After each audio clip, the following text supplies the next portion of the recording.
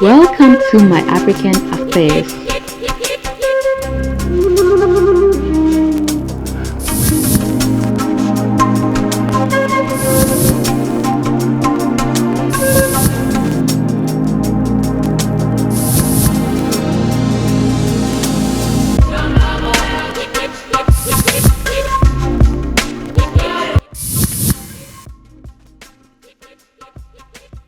Earlier today, the President of Ghana commissioned one of the largest manufacturing car plants in Amasaman, which is located at the Greater Accra region, Ghana.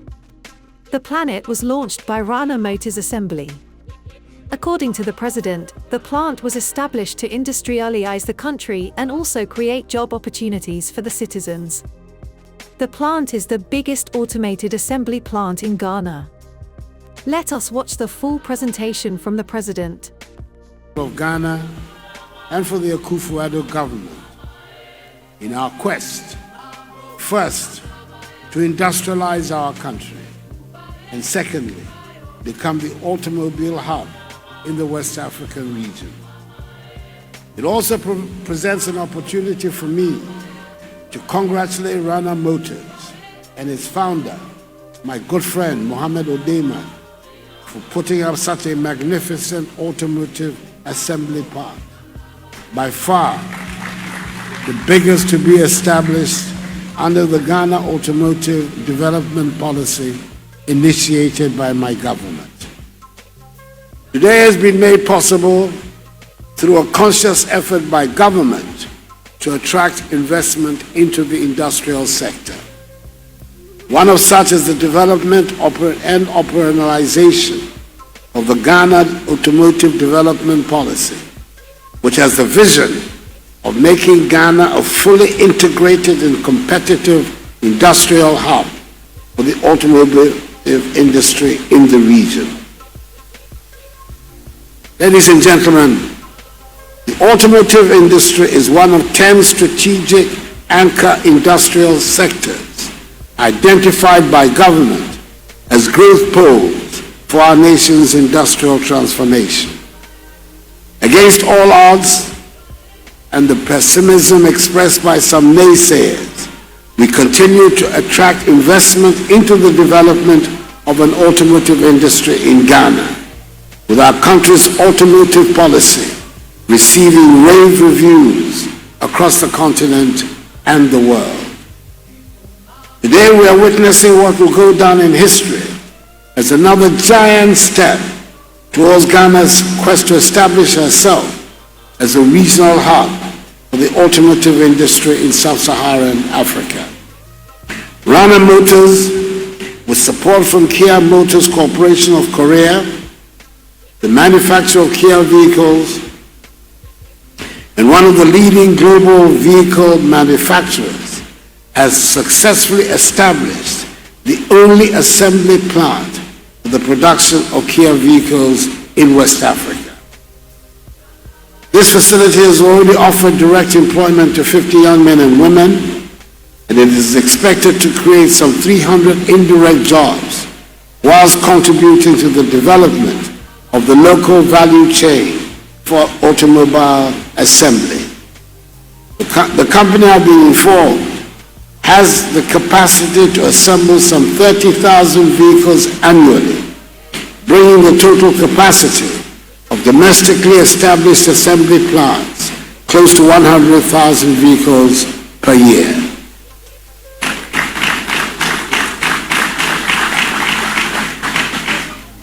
For me, this investment by Rana Motors is a strong indication of the private sector's support of my government's industrialization agenda, and a sign of growing resilience by the private sector in these challenging times. I want to assure you, and indeed all private sector players, the government will continue to introduce sector-specific policy interventions which create a predictable policy regime and an enabling environment for businesses to survive and thrive. I acknowledge that a critical component for harnessing the full potential for an automotive industry is demand for assembled vehicles.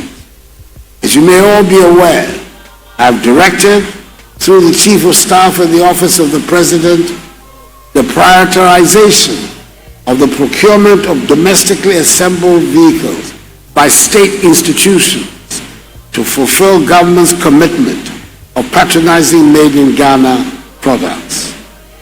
We're, however, mindful of the fact that the state alone cannot purchase the sufficient numbers of vehicles to be produced from our assembly plants, and would thus require Ghanaians also to patronize these vehicles. To stimulate demand for domestically assembled vehicles, we will soon be rolling out an asset-based vehicle financing scheme as it exists in developed economies to afford Ghanaians the opportunity to purchase vehicles from the Ghana Automotive Development Program. For the assemblers under the program, I assure you that we will continue to engage in discussions that will lead to the expansion of the market for domestically assembled vehicles at the regional and continental levels to drive demand and create the necessary traction for you to transition into complete knockdown assembly, which will be supported by component and kits produced domestically to feed into the supply chain. We have also shown commitment by implementing the zero rating of VAT on the sale of domestically assembled vehicles. This means that there's no VAT on the sale of domestically assembled vehicles, even to the end user, to make domestically assembled vehicles affordable.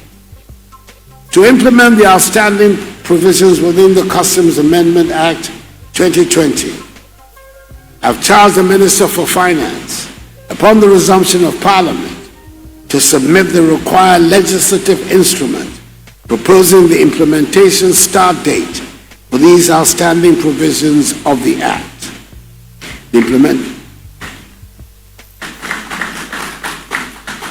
implementation of these outstanding provisions will trigger the full implementation of the Ghana Automotive Development Policy and drive further investment into the industry. We will continue to do our part to position Ghana as a strategic partner in helping the continent achieve the target of assembling 1.5 million vehicles per annum by the end of 2023, as projected by the Association of African Automobile Manufacturers, and to take advantage of the Africa Continental Free Trade Area, whose secretariat is located in our capital of Accra, to exploit the bigger African market for domestically assembled vehicles. I urge all assemblers and the original equipment manufacturers to support the government's supplier development program, whose objective is to spearhead the development of an integrated automotive industry within the country and the region.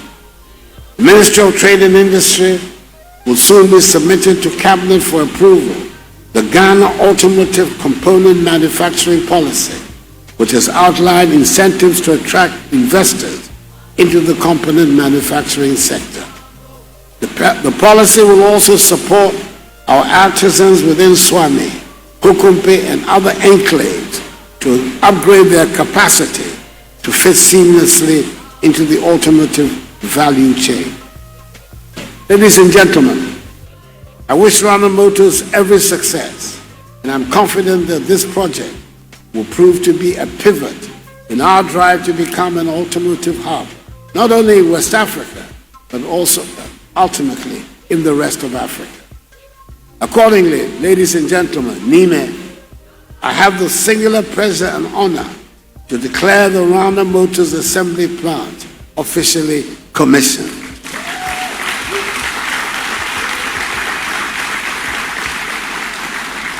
May God bless Rana Motors and us all, and may God bless our homeland Ghana and make her great and strong. I thank you for your attention.